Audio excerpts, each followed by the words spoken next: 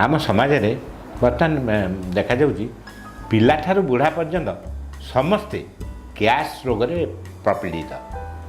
Gastric हबार कारण आमर निजर जो चालीचलन खाद्यपेय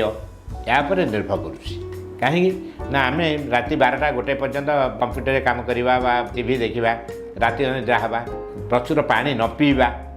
एवं सबुज पनीपरिया एक संतुला करी न खाइबा कहीं आम पार्टी स्वाद लगी जाइए आम सब तेल मसला जिनस खाऊे तेणु तेल मसला अंडा माछ मांस ये राति खाइले ये आपंकर गैस वृद्धि करिवारे साहाय्य करिवो। तेणु आपण फास्ट फूड चाउमिन बा आपंकर तेल घी छणा जिनिस पूरी परोटा ये सब जिनिस आपण खाइबा को अवॉइड करंतु एवं निजर गैस केमिति न हब से आप निजे सतर्क रहतु। तापे पानी आपको सकाळु उठिक खाली पेटे 1/2 लिटर गरम पानी पियंतु। आप देखु पतला लोक मैंने ठंडा पानी 1/2 लिटर सकाळु उठिक पीबे आउ जो मैंने पृथुलकाय लोक बा मोटा लोक से माने गरम पानी 1/2 लिटर 1 लिटर पर्यंत सकाळु खाली पेटे पीबे। ता छड़ा आपण चलवाटा हूँ गोटे भल एक्सरसाइज आस्ते आस्ते धीरे धीरे चलले हेनी से आपण को फुर्ती भाव में जमी आप झाड़ा लगुच आप दूर में अच्छा कमी जोरे जामती जोरे दौड़ा भाया चलने आप एक्सरसाइज हे देहर झाड़ बाहर एवं आपंकर पेट सफा हे और मोटापा जो मोटापण से कम ये गैस हेल्ले भोक हम नहीं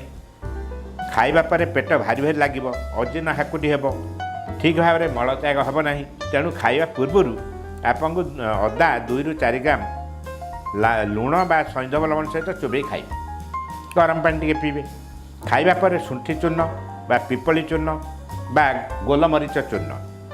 3 ग्राम ରୁ 5 ग्राम लेखाएं उषुम जल सह सेवन कले एथरे बहुत उपकार मिले। जो मल कठिन होता है गोटे चामच शोधित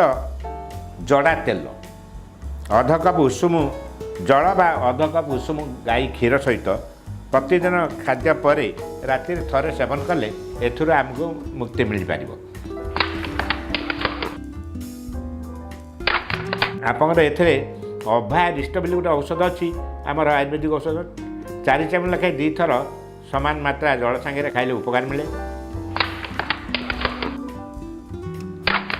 बैसानर चूर्ण पंचसकार चूर्ण अम्ल नील बेली गोटे औषध अच्छी ये देखो ये अम्ल नील औषधि ये औषधटा 2 चामच लेखाएं आपड़ दिन को 2 ରୁ 3 थर खाइबे गरम पानी आपंकर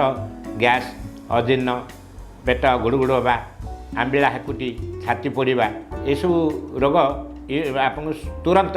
उपशम आप पाइबे।